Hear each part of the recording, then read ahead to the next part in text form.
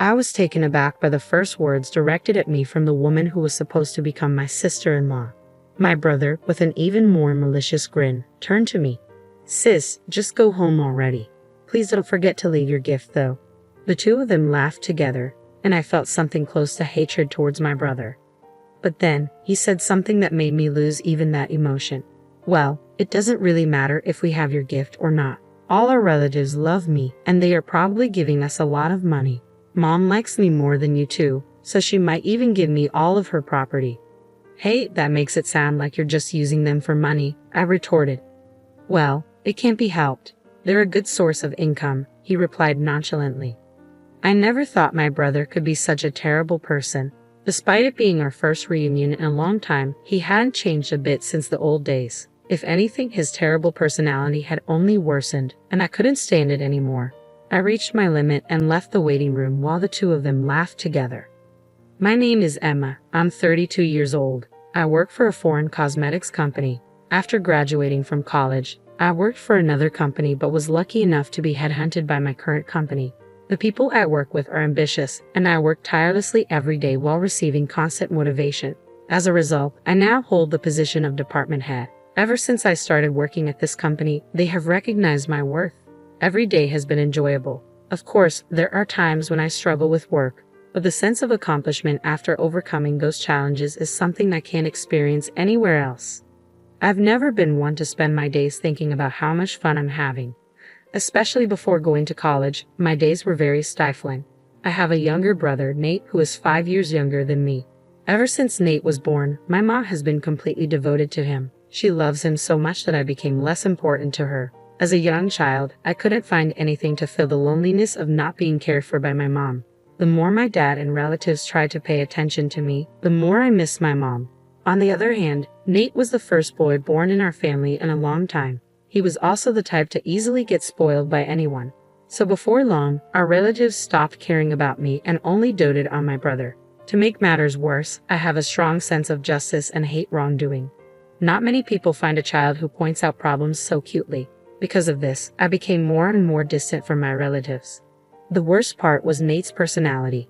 Having been pampered by my mom and relatives, Nate grinned to someone who couldn't be satisfied unless he was the center of attention and knew exactly how to behave to get it. You could say he was skillful and good at getting by in life, but you could also say he was manipulative. I found it increasingly difficult to get along with my brother, Nate. He often found himself in fights, and my mom was always quick to defend him.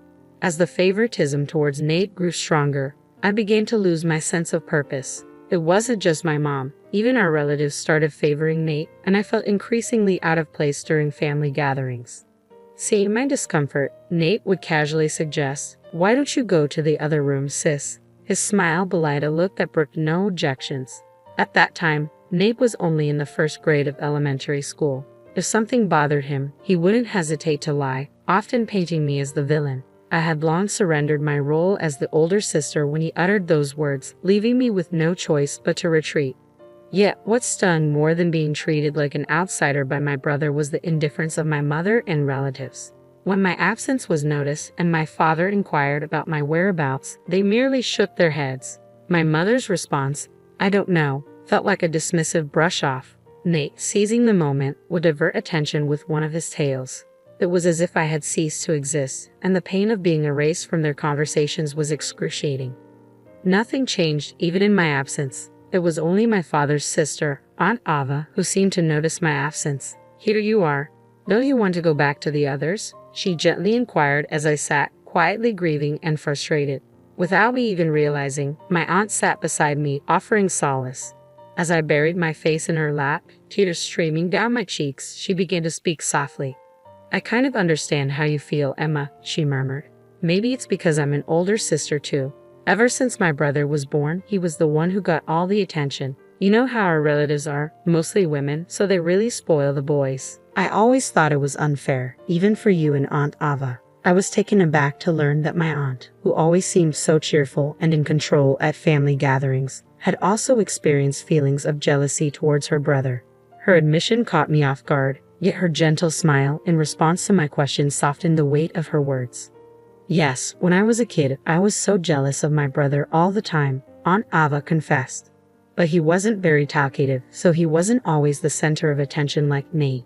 I think you must be feeling much worse than I did, she added, her hand gently stroking my head.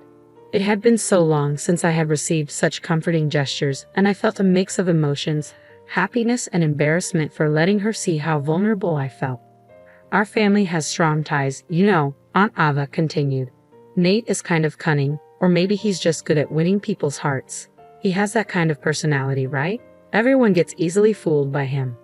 Really, Aunt Ava? You think that about Nate too? I asked, surprised once again, realizing that no one else in the family seemed to see my brother in that light. Aunt Ava winked at me, surprised. So don't forget, I'm watching you, Emma. If you want, I can talk to everyone about it. No, it's okay. Just knowing that you're watching me is enough to make me happy, I replied softly. All right, I understand. But if there's anything you want me to hear, I'll listen. You can always rely on me, she assured me. From that moment on, I looked forward to seeing my aunt at family gatherings. Even now, though I've moved away, I still keep in touch with her regularly. The only other contact I have is the occasional email from my father with updates, as I rarely go home.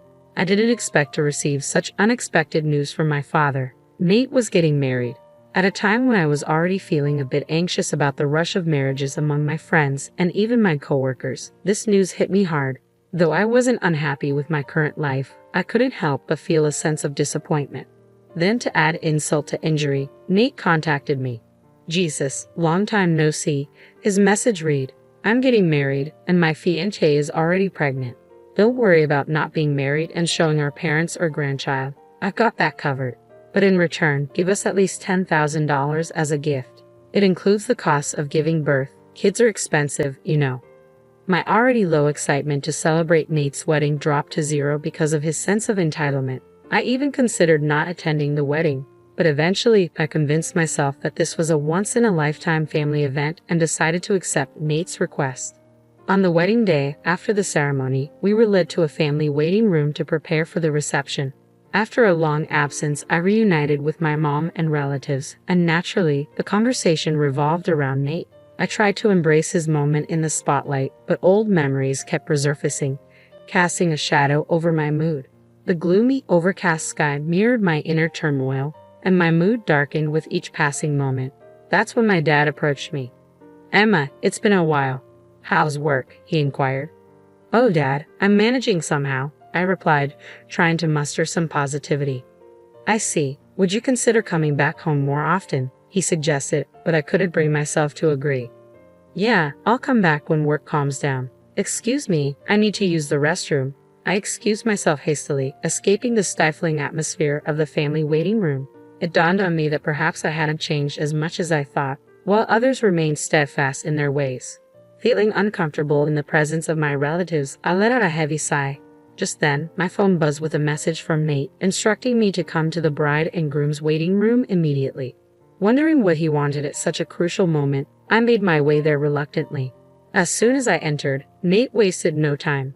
Did you bring it? He demanded, his tone implying something ominous.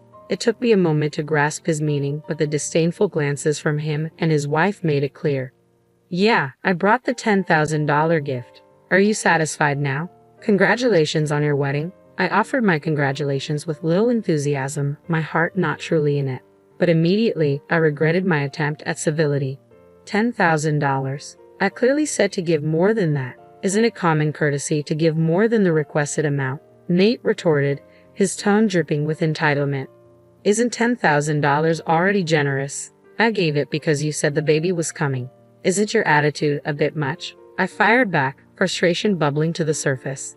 If you choose to act like this, I don't want to be involved with you in the future, I added, exasperated. Nate clicked his tongue exaggeratedly, clearly annoyed by my response. His wife joined in, laughing mockingly. Don't worry, we don't plan on relying on someone who's still unmarried in her 30s and acting so high and mighty for such a small amount of money, she taunted, her words stinging with condescension. I was taken aback by the first words directed at me by the woman who was supposed to be my sister-in-law. Nate, too, wore a malicious grin as he chimed in, Yeah, just take your gift and leave. Make sure you leave the gift money. The two of them laughed together, and in that moment, a surge of hatred towards my brother and his wife washed over me. But Nate's next words shattered that feeling. Well, even without your gift, we'll be fine. All our relatives love me. I'm sure they give us a lot of money. Mom likes me more than you too. She might even give me her entire fortune. Stunned, I could hardly believe what I was hearing. Wait, that makes it sound like you're just using them for money, I protested, struggling to comprehend. Well, it's true. That's why we invited fewer friends and more relatives, Nate retorted casually, confirming my worst fears. I never imagined my brother could be such a callous person. The amusement Nate and his wife seemed to derive from viewing our relatives, even our mother, as mere sources of income disgusted me. It was clear he hadn't changed at all since we were kids, only grown worse. Unable to bear their presence any longer, I stormed out of the bride and groom's waiting room as their laughter echoed behind me. As soon as I left, I heard someone calling my name. It was Aunt Ava. Seeing her, I couldn't help but let my feelings show. Auntie, I can't take it anymore. I'm leaving, I confess, my frustration boiling over. My aunt's expression turned to one of anger as she listened. I heard what just happened. This is unforgivable. Everyone should know about it, she declared, her voice laced with indignation. But it's true that everyone likes Nate, right? If I say something, I'm sure no one will believe me, I lamented, feeling defeated. It's not like he's forcing our relatives to give them money, so it's just a matter of me putting up with it, I reasoned, though the bitterness in my tone was evident. Fine, I don't think I'll ever see them again anyway, I concluded, feeling resigned to the situation. Apparently, my aunt had been worried about me after noticing my discomfort in the relatives' waiting room and followed me when I left. After hearing my conversation with Nate and his wife, she suggested telling everyone about it, but after witnessing their callous behavior firsthand, I couldn't bring myself to subject my family to such embarrassment. I had resigned myself to the situation, but my aunt was brimming with anger, a stark contrast to my own feelings. You don't have to put up with it anymore, Emma, she asserted. I never thought Nate would go this far. There's still time. Let's confront them together and reveal everything. If anyone still supports Nate after that, then they can be their source of money or whatever else they want. Encouraged by her words, I decided to face the situation head-on and return to the family room with her. Surprisingly, my mother's brother, Uncle John, believed my story right away. Actually, there have been some bad rumors about him at the company, he revealed. I didn't want to doubt my nephew, and I thought it was natural for the business to have some bad times. But after hearing Emma's story, it all makes sense. I guess I was only considered valuable as long as I was paying him. Uncle John, who runs a company where Nate works, explained that Nate had been taking advantage of his position as the president's nephew and doing as he pleased. Because Uncle John is the company's president, our relatives respect him. When he acknowledged my story, everyone started to believe me one by one. Even my mother, who had been adamant until the end, gradually grew suspicious, not only because of me but also because of my aunt's revelations about Nate. My parents, who had believed me from the beginning, were radiating with anger. I'm sorry for our son. We must have raised him wrong, my father declared. Let's all go home today. He doesn't deserve to be celebrated. With those words, my mother and all the relatives decided not to attend the wedding reception. My parents hurriedly left the family room to explain the situation to the other guests. As we waited at the shuttle bus stop, the guests who were supposed to attend the wedding started to arrive. At the end of the crowd, I could see my parents. My father gave me a strong nod when he saw me. I was sure all the guests had decided not to attend. Thank you for believing in me, I tried to convey to my father. But as I approached him, he was yelling into his cell phone. It was Nate on the other end. It was the first time I had seen my father so openly angry. I heard from Aunt Ava. Nate, it seems you've been calling our family and relatives a bunch of gold diggers. How could you say that after all they've done for you? We have no intention of celebrating you anymore. We're going home today, my father declared before hanging up the phone. He'd apologized to me for all the hard times we had endured. Once we boarded the bus, Nate called me, his voice tinged with panic. Emma, Aunt Ava turned everyone against us and spread rumors. Now nobody slept at the venue, he exclaimed, his agitation palpable. I remained composed as I responded to him, refusing to be drawn into his turmoil. Your Aunt Ava heard you guys making fun of the family, and she joined in the conversation, so everyone believed us. I explained calmly. Nate's voice, once confident, now sounded on the verge of tears as he realized the severity of the situation. What are you going to do about it? He pleaded. I don't know. We're already on the bus. Don't say that, I replied, feeling no inclination to forgive him. Are all of them on the bus too? If so, please convince them to come back with you. As Nate's desperation grew, I ended the call without further consideration. Soon, cell phones began ringing one after another on the bus. It was likely my brother and his wife calling, but no one answered. In the end, my brother and his wife couldn't secure any gift money from the attendees. Not only did I, but our parents and relatives also refused to aid Nate. Furthermore, they lost contact with a few of the friends they had invited, exacerbating their financial woes. Our uncle fired Nate from his job, unable to defend his poor performance and bad reputation. His wife, having quit her job for marriage, found herself pregnant and unwilling to work. They spiraled into debt, constant fights, and eventually decided to divorce before the baby was born. Despite my brother's repeated attempts to seek help, both our father and mother turned him away. Meanwhile, I found myself visiting my parents' house more often since Nate's wedding, attending family gatherings without discomfort. This newfound ease allowed me to embrace a broader perspective, becoming more flexible in handling work situations. Colleagues, subordinates, and bosses alike praised the positive change. Just the other day, I was even invited to dinner by a salesperson from a company we've been dealing with, sparking a glimmer of excitement for the signs of spring.